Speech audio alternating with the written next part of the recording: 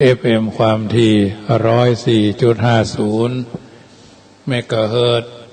วัดฝ่ายหินตำบลสุเทพอำเภอเมืองจังหวัดเชียงใหม่เมตตาในท่านพระครูสมุวิสุวัตรวรกิโจท่านเจ้าอาวาสวัดฝ่ายหินท่านผู้อำนวยการสถานีวิทยุแห่งนี้ถวายเวลาเฮือธรรมภาพพระมหาประสิทธมาภินันโทวัดจังกำตำบลมะกอกอำเภอป่าสังจังหวัดลำพูนประธานหน่วยอบรมประชาชนประจำตำบลมะกอกหัวหน้าหน่วยเผยแผ่ธรรมของกรมการศาสนากระทรวงวัฒนธรรมได้น้อมนำเอาธรรมะส่วนนี้มาเป็นปฏิพรเป็นปฏิการะตอบบุญแทนคุณข้าวน้ำโยมพ่อโยมแม่โยมพี่โยมป้าโยมอาวโยมอาทั้งหลายที่ได้มีโอกาสเปิดเครื่องรับฟังจากคลื่นนี้รายการนี้มีเสนอให้ญาติโยมได้ฟังทุกวันเสาร์วันอาทิตย์วันจันทร์วันอังคารวันพุธและก็วันพฤหัสทุ่มเช้าถึง2 ทุ่มโดยประมาณตมาภาพพระมหาประสิทธมาภินันโทวัดจังกำอำเภอป่าซางเบอร์โทรศัพท์061-547-6539 061-547-6539ก็ได้น้อมนำเอารายการนี้มาบูชาญาติโยมได้ยินได้ฟังเป็นประจำเพราะฉะนั้นญาติโยมสาธุชนท่านผู้ฟังทั้งหลายก็ถือว่าได้รับอาหารตั้งใจกันทุกวันเนาะวันละรายการภาคเจ้าก็6 โมงถึง7 โมงฟังทางดีนาวเรดิโอส่วนภาคแรงนี่ก็เริ่มตั้งแต่5 โมงถึง6 โมงลูกทุ่งเชียงใหม่6 โมงถึง7 โมงดีนาวดีเจสื่อสารสัมพันธ์เนี่ยเป็นรายการที่สามารถติดตามฟังได้ญาติโยมก็เช่นเดียวกันฟังกันไป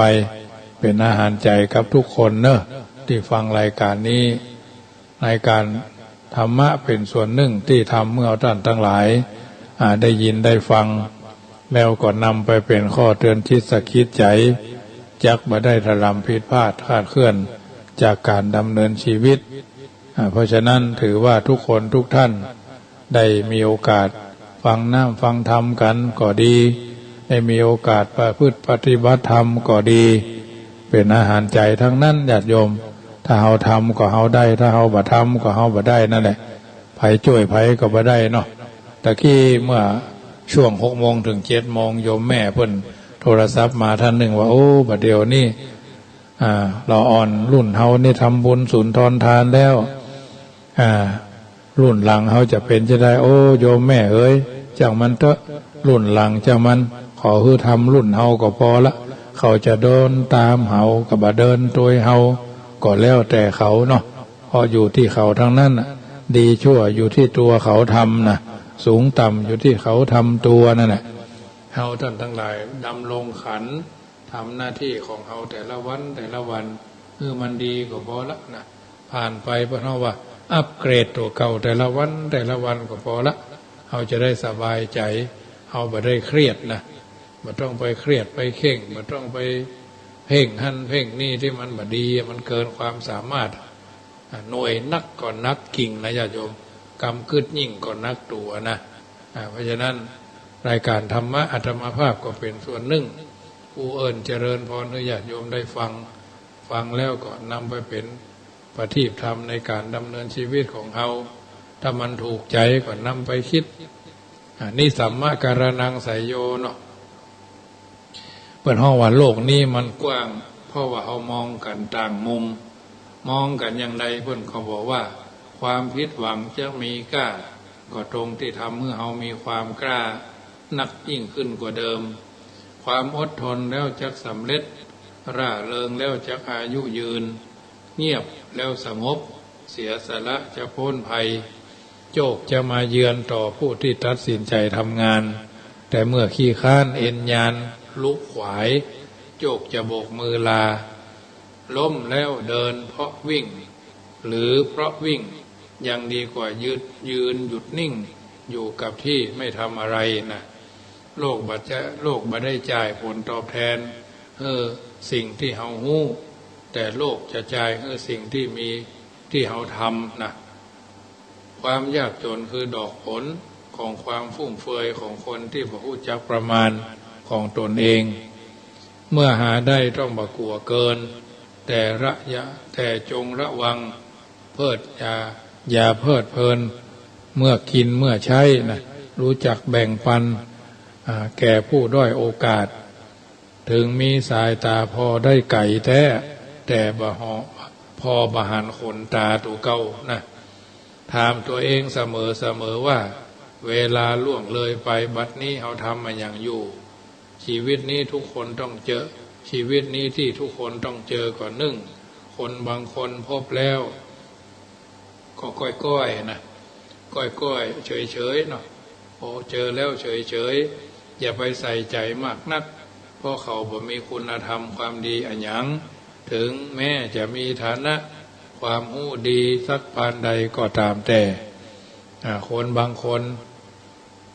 เจอแล้วก็ควรทำใจปล่อยวางให้ได้เพราะเขาเป็นคนที่หันแก่ตัวเป็นคนหันแก่ได้บอกว่าอย่างควรบ่ควรนะคนบางคนพบเจอแล้วก็ควรหลีกหนีไก่คือคนที่คอยดูแต่ความชั่วของคนอื่นตนคือคนดีคนเดียวในโลกเนี่ยเป็นเช่นนี้คนบางคนพบเจอแล้วก็ควรคือการต้อนรับดูแลเช่นท่านผู้มีพระคุณต่อเฮาแม้เขาจะมีชีวิตอยู่ก็ควรแสดงความกตัญญูต่อแม้เขาล่มหายตายจากไปแล้วเฮาก็ควรจะทำบุญอุทิศไปหยาดน้ำเป็นสักขีพยานหยาดน้ำคือเป็นเปิดห้องว่าเป็นการตานนะสะพานบุญเนาะอันนี้ก็ทำได้บ่เท่านั้นคนบางคนพบเจอแล้วก็ควรกราบควรไหว้เพราะมีคุณธรรมความดีแม้หันก็ชื่นใจแม้จากไปก็คือเติงหาแม้พัดภาคจากกันไปแล้วก็มีความห่วงหาอาทรเขาเป็นจะได้เขาอยู่จะได้เขาคนจะมีความสุขแล้วนะเขาก็ปลดปลงปลดปล่อยปล่อยวางทุกอย่างมันอิทธปัจจยตานะมันเป็นเช่นนี้เองก็พอแล้วอันเนี้ยญาติโยมสาธุชนคิดให้ยาวสาวให้กว้างโลกนี้มันกว้างเพิ่นบอกว่าโรคที่รักษาไม่หายคือ1โรคเห็นแก่ตัว2โรคอิจฉาริษยา3โรคโง่แถมยิง4โรคฉลาดแกมโกง5โรคขาดความเจริญทางปัญญา6โรคเหน็บแนมนะโรคนี้หายมาได้เพราะฉะนั้นญาติโยมสาธุชนเอาท่านทั้งหลายทุกคนจำเป็นจะต้องปรับใจในการดำเนินชีวิตของเราบุญบารมีบุญบารมีคือสิ่งที่เราจำเป็นจะต้องทำความเข้าใจในการดำเนินชีวิตของเราบุญเป็นบารมีที่สามารถสร้างสิ่งที่ดีที่งามบุญเป็นชื่อของความสุขนึกถึงอันยังก็บรรณะเท่านึกถึงบุญที่ทำแล้วอันอย่างที่ทำไปแล้วนึกถึงเมื่อใดก็สบายใจนั่นก็คือบุญอย่ารองน้ำฝนเมื่อใกล้ชาอย่ารอชะลาแล้วค่อยทำบุญนะบุญตามตัวบุญเก่าบุญแต่งตัว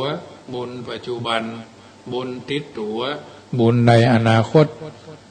คนเฮาอยู่เย็นเป็นสุขอยู่ดีมีสุขชื่อว่ามีบุญบุญการฟังก็เข้าทางหูบุญการดูก็คือพอเข้าทางตาบุญภาวนาเข้าทางลมหายใจบุญกราบบุญไหว้บุญกราบก็คือบุญไหว้บุญถวายเข้าทางฝ่ามือนะบุญคือความดีของชีวิตบุญคือจิตน้อมไปในกุศลบุญคือความหลั่งไหลจากใจตนบุญคือผลละกรรมดีเคยมีมาบุญคือบุญคือแหล่งสร้างหวังกำลังจิต บุญคือมิตรคู่คบสู่พบหน้าบุญคือแหล่งรวมสุขทุกเวลาบุญคือตราประทับใจกำไรตนนะอันนี้บันทึกบุญนำมาอู้เอิญเจริญพรให้ญาติโยมสาธุชนนำไปคิดนะธรรมะสุขใจเพิ่นก็สอนไว้ว่าต่างคนต่างใจต่างความคิดต่างชีวิตต่างกรรมต่างปัญหาต่างภูมิหลังต่างวิถีต่างปัญญาต่างนาเรื่องบาต่างคือความตายอย่ายึดมั่นถือมั่นให้มากนักจงประจักษ์ในความจริงสิ่งทั้งหลายล้วนสมมุติทั้งสิ้นไม่เว้นวายจนเกิดจนตายเหลือเพียงเท่าทุรีดินนะเกิดมาบนกองเงินหากินบนกองงานสุขสำราญบนกองเกิดมาบนกองงานสุขสำราญบนกองเงินเหลือไว้แต่กองกระดูกนะเท็จจริงแค่ไหนญาติโยมต้องพิจารณาไตร่ตรองคือทองแท้บุคคลใดได้เกิดมาเป็นชาวพุทธแล้วมาพบพระพุทธศาสนาบารีบไขว่คว้าก็ถือว่าเฮาพุทธตื่นนะชีวิตย่อมผันแปรไม่เที่ยงแท้และแน่นอนขอเพียงเราต้องทำดีให้ได้ทำใจให้เป็นยามสุขต้องรู้ทันยามทุกข์ต้องรู้ทนยามขึ้นต้องไม่หลงยามลงต้องไม่ท้อแค่นี้ก็พอหนอชีวิตเราเหลือส่วนที่เหลือต้องแล้วแต่บุญนำพาวาสนาพาส่งเนอะท่านสาธุชนคนดีทั้งหลายสัจธรรมคือความจริงสิ่งที่ปรากฏตามเราทุกคนเพื่อนห้องว่าจงใช้โพชฌงค์7ฝ่าฟันวิกฤตโควิดให้ได้นะจงมีสติระลึกนึกถึงกิจและสิ่งทั้งหลายที่จำเป็นมีประโยชน์ต่อการรักษาตนสติมาปัญญาเกิดสติเตลิดจะเกิดปัญหานะ2สัทธวิปิปะสะอุเนี่ยนะสะคือสติจงมีสติแปลงคาถาคือ7ตัวนะญาติโยม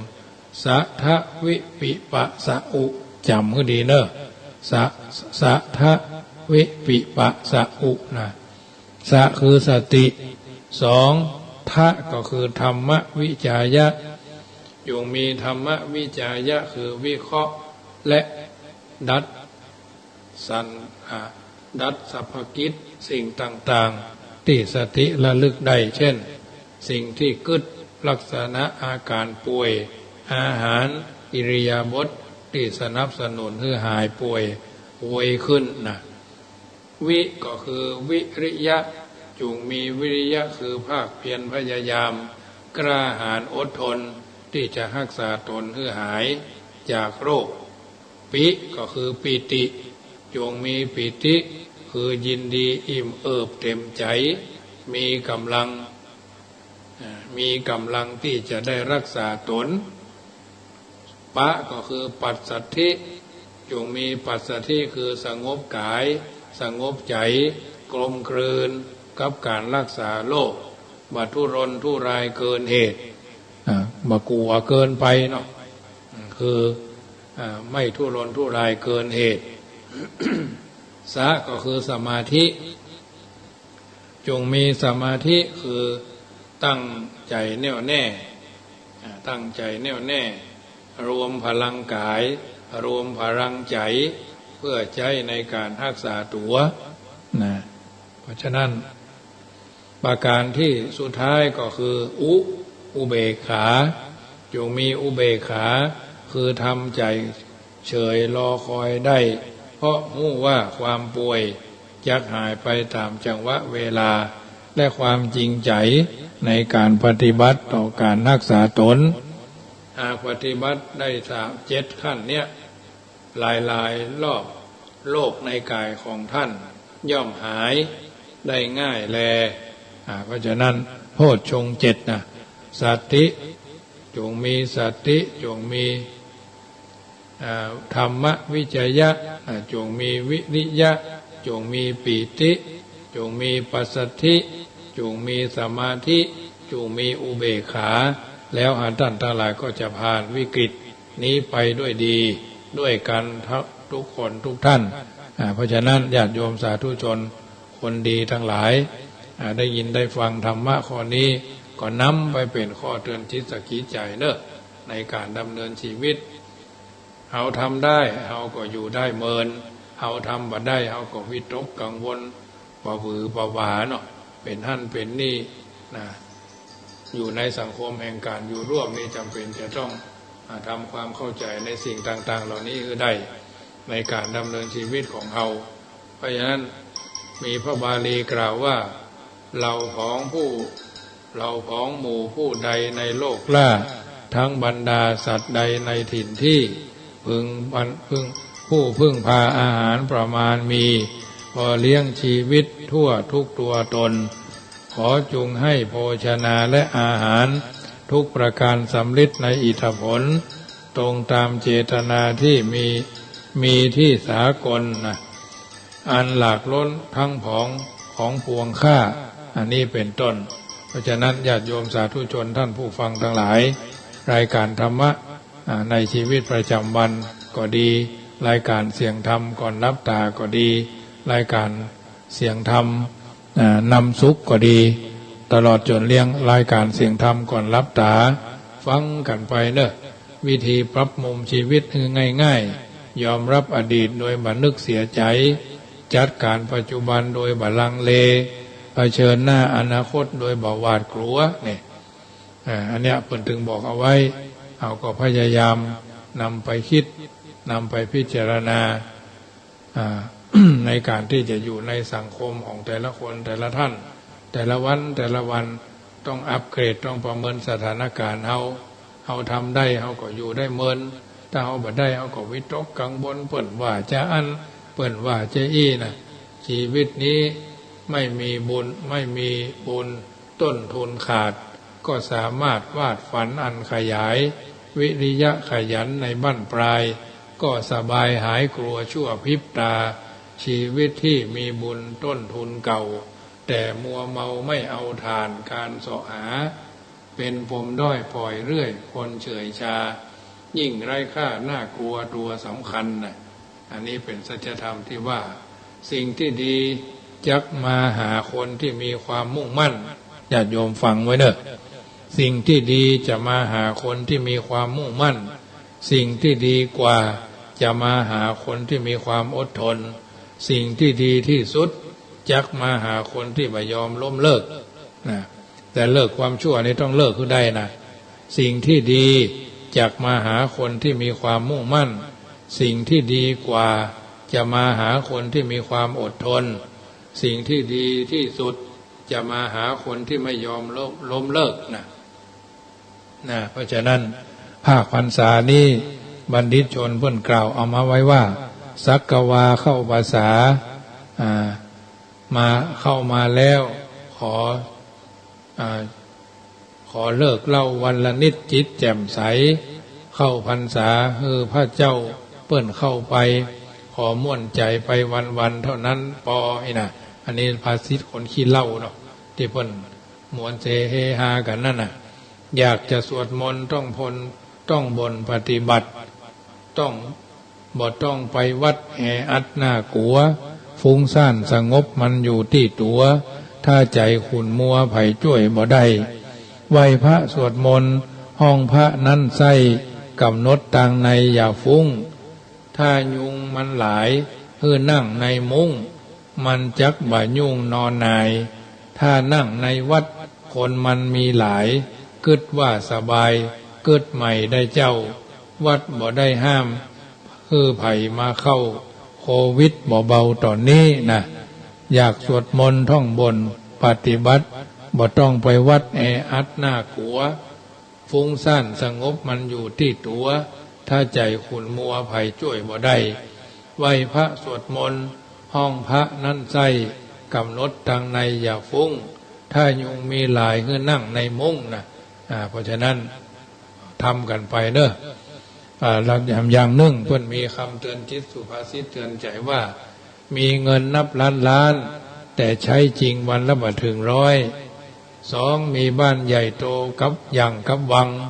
ยันอยู่แค่คัน3 4 5 คน3มีรถนับ10 กันแต่ใช้งานจริงจังแค่กันเดียว4มีเตียงใหญ่โตมโหฬารแต่นอนเพียงแค่เต็มแผ่นหลังเท่านั้นน่ะ5มีนาฬิกาแพงสร้อยแหวนแสนสิ่งหลายบาทแต่บ่เคยทำอย่างตรงเวลาเลย6มีเวลาอยู่ในโลกมาถึง100 ปีแต่กลับแบ่งเวลาไปริษยาคนอื่นเล่าหน้าจากวันคนอื่นบ่มีแบ่งใส่บ่ใหญ่แบ่งเอาใส่คนอื่นเรื่องคนอื่นหู้มดตดตัวเก่าหอมตดคนอื่นเหม็นนะ7มีคนเขียนกฎหมายนับพันมาตราแต่มีอาญาอยู่เต็มบ้านเต็มเมืองนะ8มีสสอยู่เต็มสภาทั้งสทสจสวแต่บ่เคยมาประชุมกันครบเลยลาถือมีกิจบ่สบายนะไม่อยู่เรื่อยๆนะอยากเป็นอย่างนี้เพราะนั้นมีพ่อแม่อยู่ที่บ้านไม่เคยปรนนิบัติท่านเลยนะใช่หรือไม่นะคุณลูกทั้งหลายคุณลูกชายคุณลูกสาวนะทั้งลูกใหญ่ลูกโตลูกมั่งมีลูกทุกข์ลูกยากลูกจนอันคนระดับรากหญ้านี่ก็คงมีปัญหาคนระดับกลางนี่ไม่ค่อยมีปัญหาคนที่มีฐานะสูงเนี่ยปัญหาเยอะนะมีอำนาจอยู่เต็มมือแต่บ่กล้าตัดสินใจทำอย่างเลยมีภรรยาที่แสนดีบ่เคยแบ่งเวลาให้กับเธอเลยมีลูกสาวที่แสนน่าฮักแต่บ่เคยโอบกอดลูกสาวเลยลูกบ่าวเลยกับฟึดกับฟัดกับเฟียดบ่มบ่มเป็นหึ่งห่างแต่ว่าจะมาภาพไปบนดอยพอดีรอท่านมหาพิษณุอยู่บนดอยที่ลานจอดรถบนดอยสุเทพนั่งรออยู่บนรถล้านข้างๆที่เอารถไปจอดเดือดกันลุ่มล่ำปรากฏว่าลูกสาวชอบไปกับพ่อจายไว้เถอะเนาะมาขอสตางค์พ่อก็เดือดรถไปมึงไปเลยกูโหนะ2-3 วันมึงฮักมันมึงย่ำขนครัวไปอยู่กับมันนี่ไอ้น่ะแต่คือตะวานะเอาอาหารนี่ได้ยินนะขนปุ๊เลยล่ะขนคิงลูกหยอกนะย่ำไปอยู่กับมันเนี่ยมันเป็นพ่อมึงไงหรอกแต่ว่ามันด่าลูกมันนะฮักมันอยู่มากับคนครัวไปอยู่กับมันเนี่ยพ่อแม่มึงจะมีความหมายเพิ่นบอกเคยเนี่ยการบ่ฮื้อไปเอาอย่างมึงได้อย่างมาหั่นได้กันลักกันต่อมาแล้วก็มันกินกับข้าวได้ก็พอว่ารูปหรอกเอาก็อยู่ท่านฟังนะบินหลังต่ำเนี่ย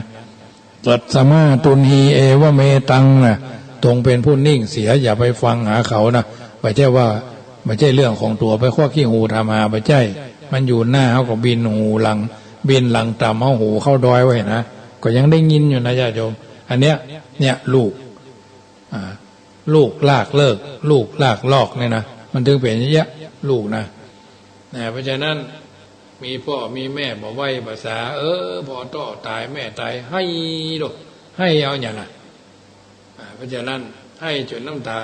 เป็นสายเลือดกลมคืนมานะมีพระไตรปิฎกอยู่เต็มตู้แต่ไม่เคยเปิดอ่านมาดูศึกษาเลยนะมีวัดอยู่แทบทุกหมู่บ้านแต่ศีลธรรมของสังคมแย่ทุกวันมีรองเท้าเป็นพันคู่แต่ใส่จริงแค่วันละ1 คู่นะมีพี่น้องนับ10 คนแตกสามัคคีกันทุกคนนะมีฝีมือมีมือมีเท้าครบสมบูรณ์แต่ไม่เคยลงแรงทำอะไรเลยชี้นิ้วอย่างเดียวอย่างอันกะอย่างอี้กะไอ้ล่ะใจคนนั้นใจคนนี้นะก็เลยเป็นเรื่องที่น่าละอายมีหูอยู่2 ข้างแต่ไม่เคยฟังธรรมะเลยมีตาอยู่2 ข้างแต่ไม่เคยมองหาสิ่งที่ดีเลยมีเท้าอยู่2 ข้างแต่ไม่เคยเดินเข้าหาโอกาสเลยนะสุดท้ายมีปัญญาอยู่กับตัวแต่กับใจอารมณ์เป็นใหญ่ท่านกล่าวเอามาอย่างอี้ก่อนนำมาญาติโยมสาธุชนท่านผู้ฟังเนอะ แต่ละวันฟังกันสบายไม่ต้องไปเครียดไม่ต้องไปเข่งอย่างมากนักอภัยคนคือบุญกุศลอันยิ่งใหญ่เฮาอย่าไปจองเวรจองกรรมกับไผและส่วนเขาจะสำนึกกลัวกับตัวกับใจได้หรือไม่ก็ปล่อยไปตามกรรมนะอย่างเพลงมันว่านั่นนะปล่อยไปตามลมจากพัดพาอย่างเพลงไผ่สมัยหนึ่งก็ได้ยินอู้กันห้องกันสนันบ้านสนันเมืองเหมือนกันนะโลกกระทำสอนใจให้ฉลาดอิทธิบาทสร้างค่าหาจุดหมายได้ศีลห้าพาป้องประคองกายทุกข์มาลายคลายสิ้นด้วยกลิ่นธรรมนะโลกกระทำสอนใจให้ฉลาดอิทธิบาทสร้างค่าหาจุดหมายได้ศีลธรรมพาปกป้องประคองกาย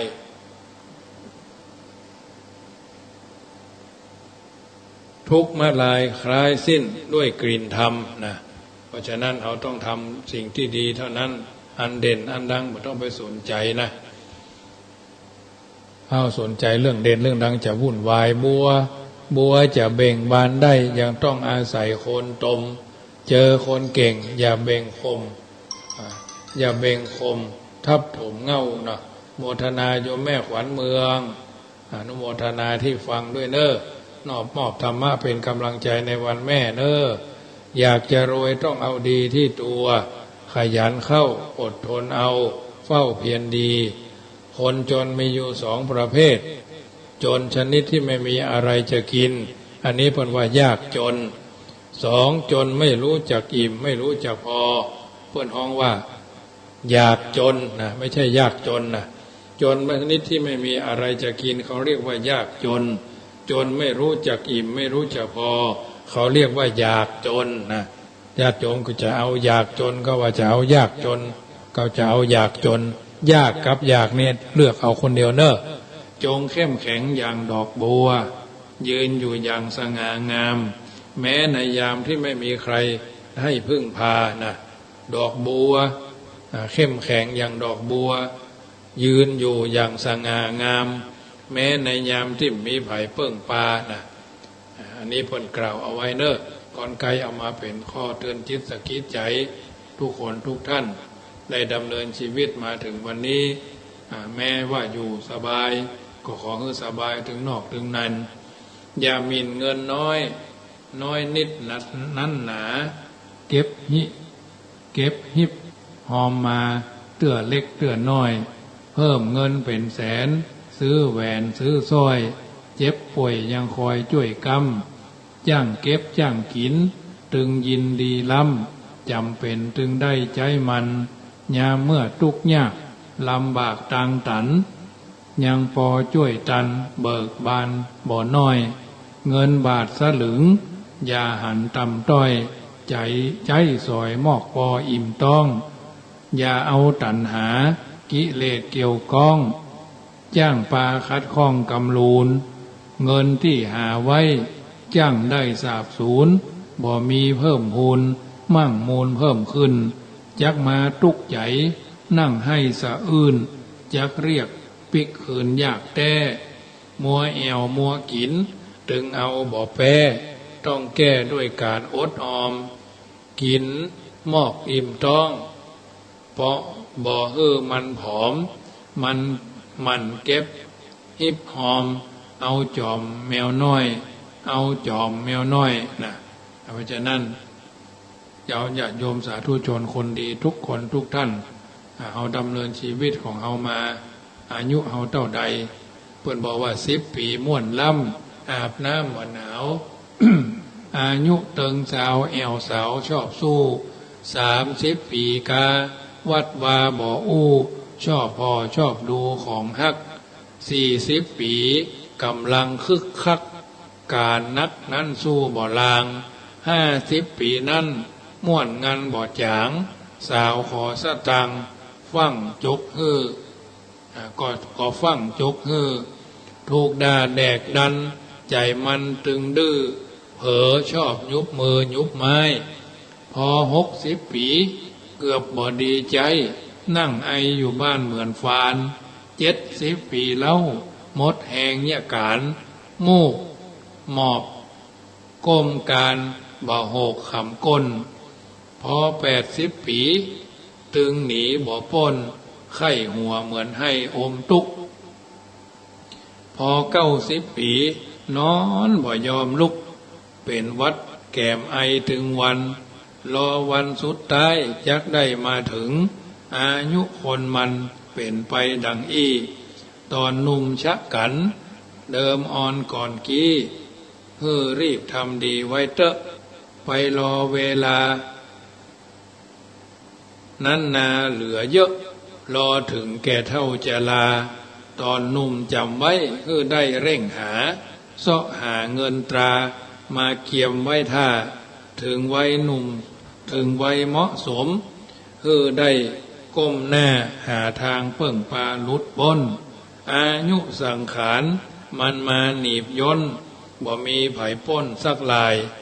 มีเกิดเริ่มเก้าแก่เท่าถึงตายมนุษย์หญิงใจไผบ่พ้นได้อันว่าความตายมันตวยมาใกล้จักตายเมื่อใดบ่ฮู้รีบขวงขวายเนินนายกินกู้อย่าได้แต่อู้บ่ได้มัจจุราจะนั่นก็คือจุดหมายบ่พ้นสักลายยิงใจใหญ่น้อยยิงใจใหญ่น้อยและนายเอ๋ย10 ปีอาบน้ำบ่หนาว20 ปีแอวสาวบ่ใกล้30 ปีบ่นายสงสาร40 ปีเนี่ยการเหมือนฟ้าผ่า50 ปีสาวน้อยด่าบ่เจ็บใจ60 ปีไอเหมือนฟานโขก70 ปีบ่โหกเต็มตัว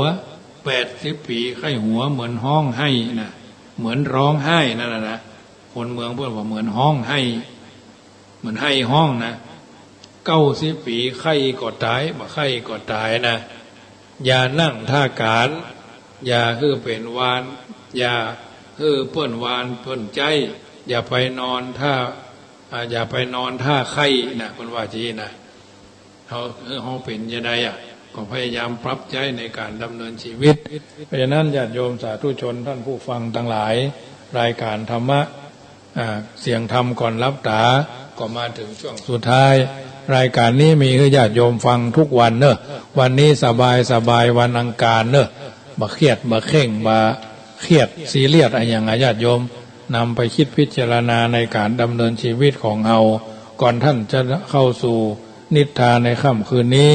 บุญใดกุศลใดที่เราได้ทำวันนี้ก็ขอเป็นปัจจัยค้ำจูอุดหนุนญาติโยมอยู่เย็นเป็นสุขนึกเสมอก่อนเข้าสู่นิทานว่าอย่ามองคนสูงกว่าเราเดี๋ยวจะเกิดพรหมด้อยอย่ามองคนต่ำกว่าเราจะเกิดทิฏฐิทันทีอย่ามองคนอื่นเพิ่นว่าอย่ามองคนอื่นที่มีความโดดเด่นกว่าเราจะเกิดชิงดีชิงเด่นจงเมื่อมองกันในภาวะมนุษย์ร่วมเกิดร่วมแก่ร่วมเกิดร่วมแก่ร่วมเจ็บแล้วก็ร่วมตายโลกนี้สังคมจะวุ่นวายก็เพราะอะไรหยังเพราะคนในครอบครัวขี้ค้านขี้คุยขี้โกงขี้อิจฉาขี้เล่าแล้วก็ขี้เล่นวุ่นวายหูจักจบแน่เพราะนั้นในค่ำคืนวันนี้รายการเสียงธรรมก่อนรับตาก็มาถึงช่วงสุดท้ายบุญใดกุศลใดที่เป็นไปโดยชอบประกอบด้วยมโนสุจริตอันบพิษบเพี้ยนโดยการทำดีละชั่วทำจิตใจให้ใสผ่องแผ้วจงเป็นตบะเดชะเป็นภารวะปัจจัยเป็นอุปนิสัยนำส่งญาติโยมสาธุชนอยู่เย็นเป็นสุขท่านกล่าวว่าก่อนจะนอนภาวนาสาธุพระว่านะมะพะทะก่อน3 หนเป็นหัวใจนะโมเตโชชัยป้องกันภัยยามหลับไม่อับจนเมื่อล้างหน้าอย่าล้างเปล่าเอาสิริ